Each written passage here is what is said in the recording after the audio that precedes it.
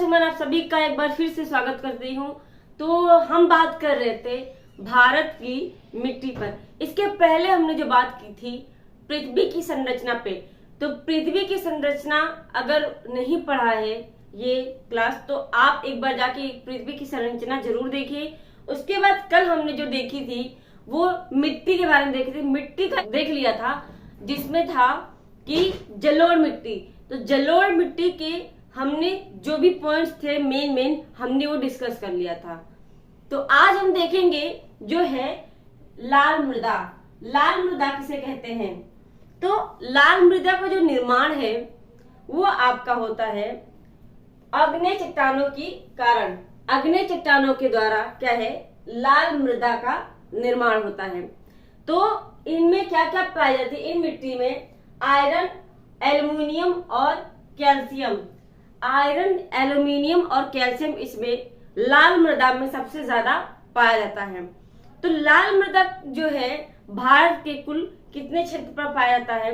तो भारत के मिट्टी के कुल जो है ये कुल मृदा के 18.5% पे 18.5% पे क्या है आपका लाल मृदा पाया जाता है।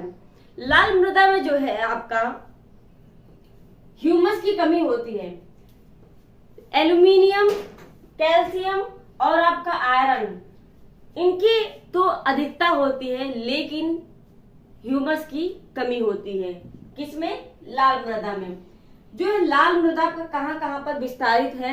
तो भारत के कर्नाटक राज्य में और मध्य प्रदेश राज्य में, तेलंगाना राज्य में, बुंदेलखंड राज्य में, राजस्थान के कुछ क्षेत्र, पूरे ने कुछ क्षेत्र पे जो है लाल मृदा का विस्तार देखने को मिलता है। तो ये जगह जो है यहाँ पे क्या है, लाल मृदा अधिकतर पाया जाता है। बाकी जगह भी थोड़े बहुत पाए जाते हैं लेकिन सबसे ज्यादा जो है आपका कर्नाटक, मध्य प्रदेश, तेलंगाना और बुंदेलखंड के क्षेत्र में पाया जाता है। ठीक है, इसके बाद आपका हो जाता है कि लाल मिट्टी का लाल रंग जो है किस वजह से होता है? कारण क्या है कि लाल मिट्टी का रंग जो है लाल होता है? तो इसका कारण ये है कि लाल मिट्टी में क्या पाया जाता है आपका आयरन ऑक्साइड पाया जाता है। आयरन ऑक्साइड के कारण आपका जो है आयरन ऑक्साइड, आयरन ऑक्साइड के कारण जो है आपका मिट्टी का रंग लाल होता है। ठीक है, लाल मिट्टी का प्रयोग कहां पर किया जाता है? तो आपने देखा होगा जो हमारा घर है, हमारे घर अगर कोई बिल्डिंग या कोई घर बनाना हो या तो किस किस चीज का प्रयोग होता है? मोरंग का, गिट्टी का, बालू का, सरिये का और सबसे मेन आपका होता है ईंट का। तो ईंट के बिना तो आपका जो है घर बनेगा ही नहीं, बिल्डिंग बनेगी नहीं, क्योंकि ईंट का होना जरूरी है। ईंट एक नींव है किसी बिल्डिंग को तैयार करने का, किसी घर को तैयार करने का। ठीक है, तो यहां से हमें यह पता चलता है कि लाल मिट्टी का जो प्रयोग है कहां पर किया जाता है? लाल मिट्टी का जो प्रयोग है ईंट बनाने में किया जाता है। ईंट बनाने में क्या है, लाल मिट्टी का प्रयोग किया जाता है। तो ये हमने देख लिया लाल मृदा के बारे में। अब हम देखेंगे जो है लेटराइट मिट्टी। तो लेटराइट मिट्टी क्या है इसके बारे में देखते हैं। तो इतने समझ में आ गया। उसके बाद हम चलते हैं लेटराइट मृदा पे। तो लेटराइट मृदा किसे कहते हैं? लेटराइट मृदा जो है आपका लाल मृदा का ही एक परिवर्तित रूप है। तो लाल मृदा का ही एक परिवर्तित रूप है। लेटराइट मृदा का निर्माण कैसे होता है? तो लाल मृदा का निर्माण कैसे हुआ था? लाल मृदा में आयरन पाया जाता है। आयरन सबसे ज्यादा, आयरन ऑक्साइड पाया जाता है।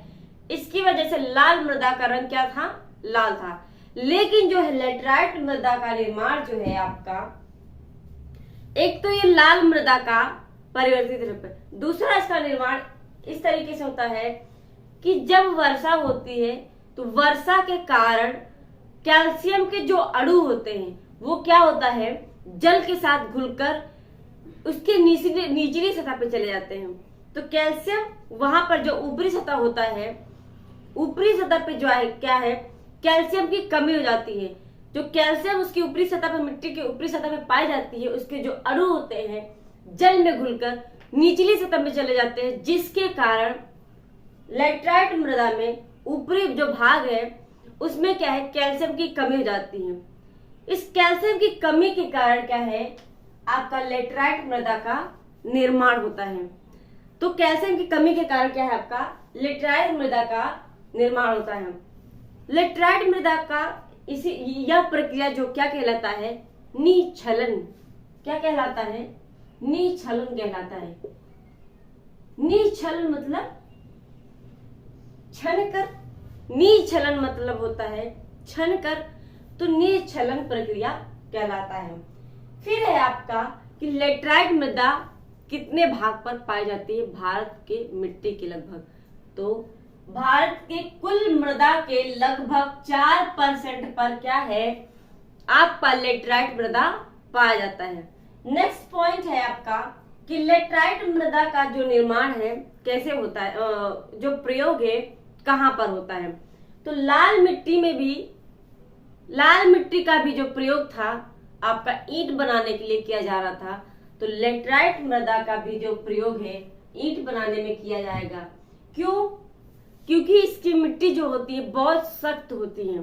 सख्त कैसे होती हैं, तो जब ये सूखता है पथरीली सख्त हो जाता है। ये मिट्टी सूखने के बाद क्या होता है, एक पत्थर के तरह हो जाता है, बहुत कठोर हो जाता है।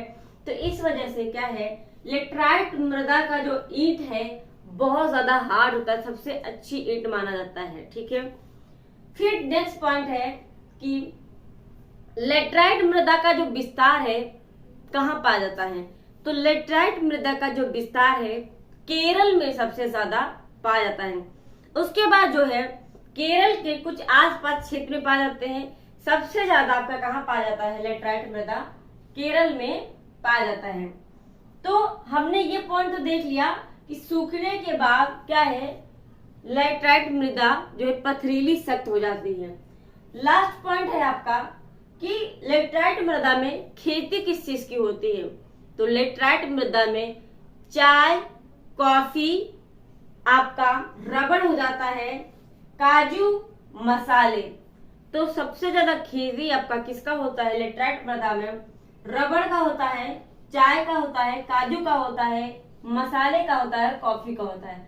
आपने सुना होगा कि केरल हो गया, लाइक महाराष्ट्र हो गया, इन सब क्षेत्रों में जो है जो दक्षिणी एरिया है यहाँ पे ये सब चीजें क्या है, अधिकतर पाए जाते हैं। रबड़, चाय, काजू, मसाले, कॉफी, ये सब चीजें ज्यादातर यही पाए जाते हैं। आप यहाँ पर या ऊपरी में या फिर आप यहाँ दक्षिण पश्चिम में आप कहीं ये नहीं सुनेंगे कि वहां से काजू, रबड़ या मसाले लाए गए हैं। हमेशा आप यही सुनेंगे कि दक्षिण से लाया गया है। ठीक है, ठीक है, इतना समझ में आ गया। तो अब हम बात करते हैं काली मिट्टी पर। ओके,